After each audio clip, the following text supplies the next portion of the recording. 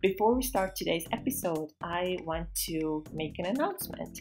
My 8-week very small group coaching program for beginners to macros will open in September.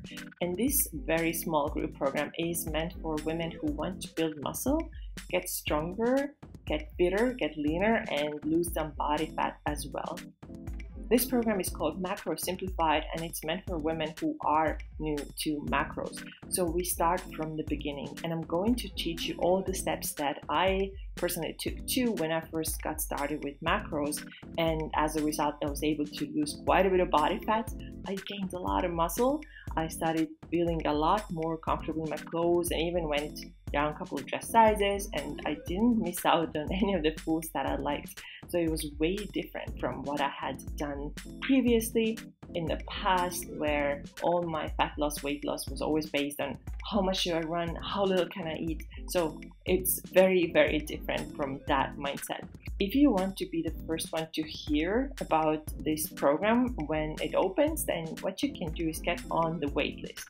Getting on the wait list simply means that you will be notified first when doors open, because like I said, this group will be very small and spots are very limited.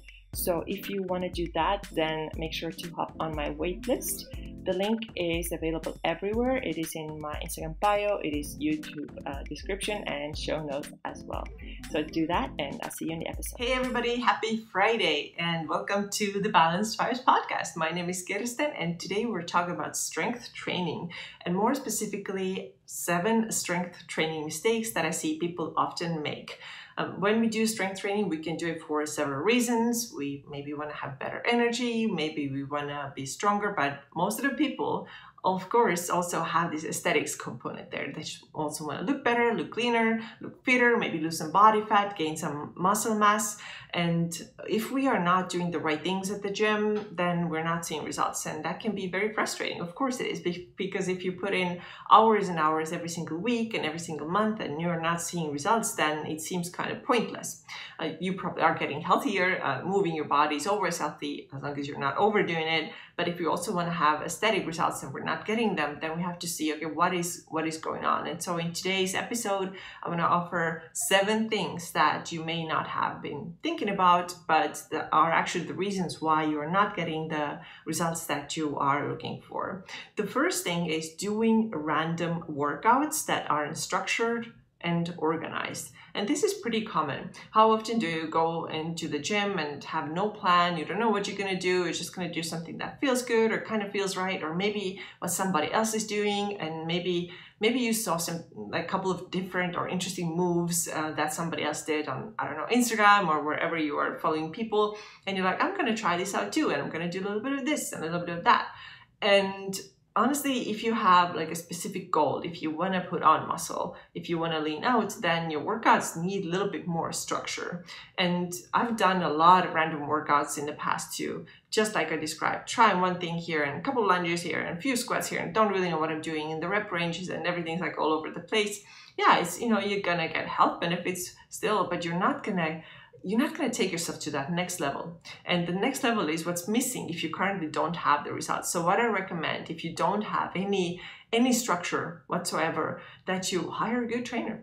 If you don't know how to do it yourself, that's okay, because we don't have to know all the things ourselves. I'm sure you're really good at what you're doing at your job, but maybe if you're not a trainer, then you don't have to figure this thing out yourself. There are plenty of people who have done this for a long time and can help you out. The other option is, of course, to buy a plan online. Of course, do your research and see who is doing really good work. Maybe ask other people, maybe ask friends what kind of results they have gotten by buying this plan for this certain person, and ask around and see what kind of results people have been getting, because it really is worth the investment. It's so much better to go to the gym, having a plan, knowing what you're going to do. And of course, there's going to be days when you go and you're like, okay, let's see how I feel like. Maybe you're like more tired, you want to do a little more restorative workout, then it doesn't have to be so strict, but most of the time you need to have a structure. And my recommendation is like 3-4 days a week, go in with a structured plan so you know exactly what you are doing, so you stop just guessing and trying to do random things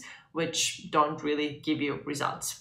The second mistakes that I see a lot of people make is lifting the same weights over and over again, never increasing weights, never changing anything about the workouts really, as far as, you know, how heavy the workouts are or how heavy the weights are that you're lifting. And this comes down to progressive overload. So I've done another episode on that topic. So progressive overload basically means doing a little bit more, doing a little bit better, putting more tension on your body so that you can then have that muscle growth. So progressive overload, of course, the first thing we think about is, yes, increasing weights. And this is the easiest, this is the simplest way of doing it. If you always do squats with 25-pound dumbbell in each hand, then progressive overload would be doing those squats with 30 pounds in each hand. Or if you don't have extra weights, so I know a lot of people don't have them, maybe don't have gym access, you can utilize other techniques. You can increase the time under tension, which means basically when you're doing your squat, your lowering portion of the squat will be low. So you can really count, as you squat down, you can count 1, 2, 3, and then come up fast. So that makes the time under tension a little bit longer. So that's another way to use progressive overload, because now your body has to work longer, right? The other way to do progressive overload would be to just do more reps. If you don't have heavier weights, let's say that you have those 25-pound dumbbells and you've been using them for several months already for squats, but you always do 10 squats. And you don't feel that anymore. It's like, yeah, you know, this is what I always do. You know, my body's so used to it. So what if you now next time go up to 15 squats and see if you can do that? So that again increases the time that you're working out, like not like making the workout necessarily longer, but making your muscles look harder. It's like a little bit added stimulus to your body. So this is the solution to that, because if you are always working out with the same weight, you never increase it, you never increase the time under tension, you never increase the rep range, then it's not going to work long time or like in the long run, and you're not going to get the results that you want to get. The third mistake that I see, and this is a big one, we have to talk about it, and that is not resting between the sets. Oh yeah, this is so common. And the typical workout that we see is, you know, a lot of people are like, yeah, you can get a lot done in just like 15 minutes. Just, you know, get on it, do your lunges, do your squats, do your jumps, and do the push-ups real quick, and, you know, it's done in 15 minutes. Yeah, you can do those 15-minute workouts sometimes. Let's say maybe you're on a vacation, we just want to get like something done and then move on and do something else. But if you really want to see good results, if you want to build muscle, you got to put in a little bit more time, and you have to incorporate appropriate rest periods. That means that when you do your set of squats, let's say that you do 8 really heavy squats, then I want you to just sit down or maybe walk or maybe do a couple of stretches, but you're not working out while you are resting. This rest there, which is at least 1 minute or 90 seconds, is as important as your lift is. And this is a big thing for many of my new clients. When they look at my programs, they're like, but I can do stuff in between those sets. I'm like, no. This stuff that you want to do in between the sets, it's not going to benefit you. What's going to benefit you is to go heavy on those squats that you're doing so that you actually need that rest. You should feel like I actually need to take 60 to 90 seconds, maybe even 2 minutes off between I go into the next round. So the rest is very important for muscle recovery, and so that you can go and lift heavy again. You have to have appropriate recovery there. And this is not common at all. You know, you see a lot of those like circuit trainings and bootcamp style trainings that just jump from one exercise to another, and the rest periods are very short, if any. HIIT training is very popular. Like I said, I don't have anything against that. I think it's fine to do it once in a while, but it shouldn't be the majority of your workouts if your goal is muscle building. It really shouldn't. So try kind of incorporate or start incorporating more rest periods between the sets, and you notice how you can go into that next set feeling so much more recovered and fresh, and how you can also lift heavier. Because let's say, using the same example, you're using those like 30 pounds in each hand, you do your squats, then you sit down, and then you do the same round again, you feel like recovered, you feel like I can do the same number of reps. But if you don't, if you just jump to the next exercise after having rested just 15 seconds, you're not going to do the same number of reps anymore. You're not going to do it for 30 pounds because you're not recovered enough. So I want you to be recovered. I want you to be ready for that next set. And this is where really the muscle growth comes from. And please just stop bouncing around between the exercises. It's not beneficial if you want to build more muscle, and more muscle also means more body fat burn. Why? Because more muscle increases your metabolism, and higher metabolism means that you're burning more calories at rest as well.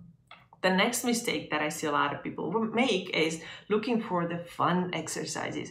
How can I do something different? How can I mix things up? How can I add some new element to it that I have never done?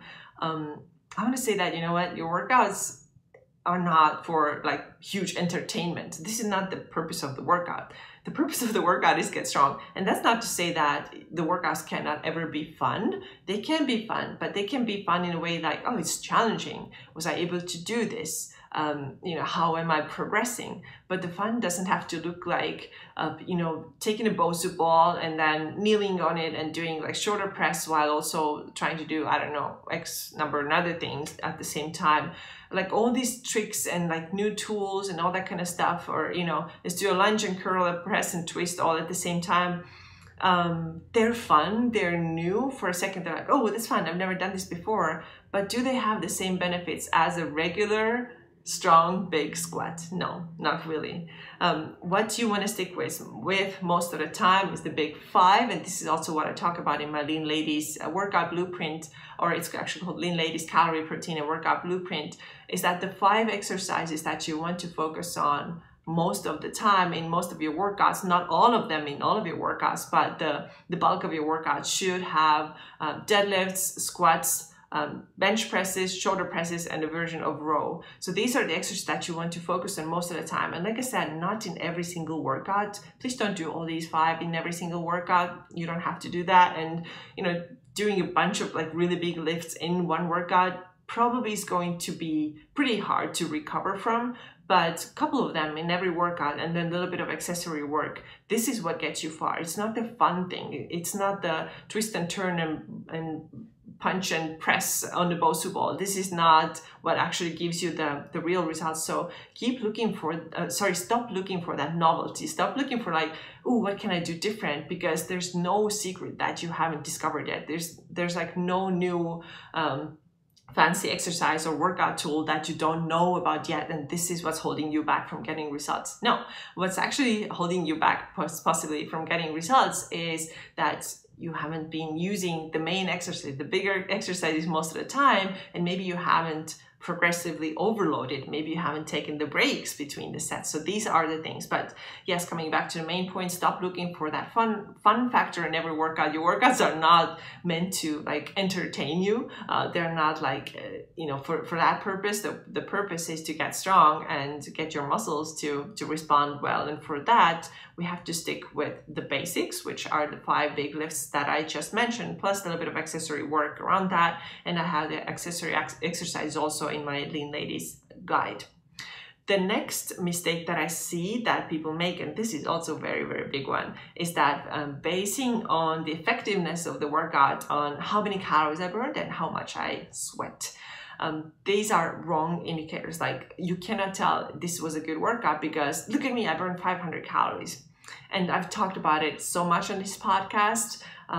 I should have looked up a couple of exercises, I should have looked up a couple of podcast episodes where I have talked about it previously, but you can find them. Basically, the idea is that we don't want to focus on that. What we want to focus on is that what kind of response our muscles what kind of signals our muscle are receiving from our workouts. So if we focus only on calorie burning, we likely choose workouts that are really sweaty, that get our heart rate up, that are maybe like very cardio based or very HIIT training based, and we're just staring at our wristband or the watch and see how many calories was this, and then how much did I sweat. This is not the point of strength training. The strength training is, first of all, get really good at at your lifts, make sure that your form is really good, and then start loading those lifts so that you are now lifting heavier. And 1 hour workout that you do at the gym by lifting heavy weights, when you check your calorie tracker later, maybe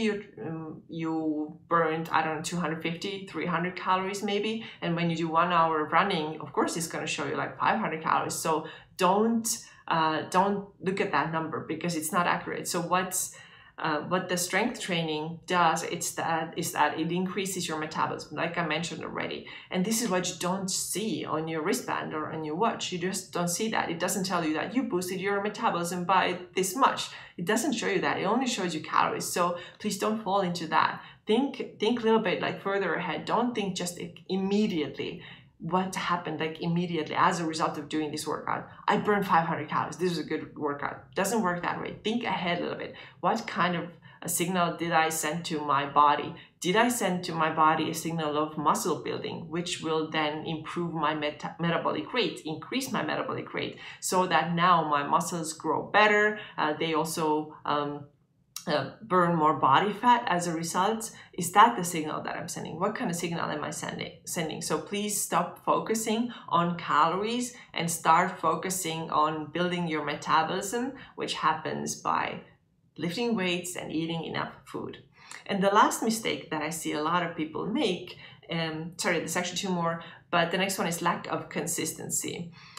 We have to be consistent. We want it or not. It cannot be just going to the gym once every 2 weeks and then doing something really hard for 2 hours and then not going back for another 2 weeks. It doesn't work that way. So we have to be consistent, even if the workouts are not that heavy. I much rather have you do 3 lighter workouts than like 1 hard workout. 3 lighter like every week versus 1 really heavy workout once every 2 weeks. So it has to be consistent. We have to train our bodies and brains that, okay, fitness is what I do. This is just part of my life. It cannot be just one random thing that I do when I remember. It's kind of like with supplements. Sometimes people say, yeah, I took it, but didn't do anything. And when we ask them, okay, did you take them consistently? No, they're still in a cabinet. So if you only took like 1 vitamin D pill like once every 2 weeks, of course, it's not going to do much. And the same thing with your exercise too. We got to stay consistent. And the last thing I want to bring up, a big mistake that people make and not seeing results, is that they are not listening to their bodies. So it's so easy to overdo exercise for some people because there's a lot of maybe external pressure, stuff that we see on social media, stuff that we see other people are doing, and we think that we should be doing the same, or we are just really hard on ourselves. We think that we should always be doing more. And this word more, it's almost like I just want to get rid of it because it's like such a common thing. I feel like we think that more is always better, I already did 5 workouts this week, but I gotta do more. I gotta do 6, I gotta do 7, I gotta run another mile. And if you're not listening to your body and just only listening to your ego that says that you should be doing more, you're not gonna get results either. For you to get results, you have to keep things balanced. Yes, you have to send like muscle build signal, you have to have like consistency with your training, but you also cannot stop listening to your body, because if you do that, you're potentially going to mess up your hormones. They're not responding and you're not going to get the results that you want. So it's really important that you also listen to your body and understand when it's time to tell your ego to just shut up and rest more. Because we are really good at ignoring our bodies and just focusing on the ego. Ego wants to like do everything. It wants to tell us what to do, what not to do.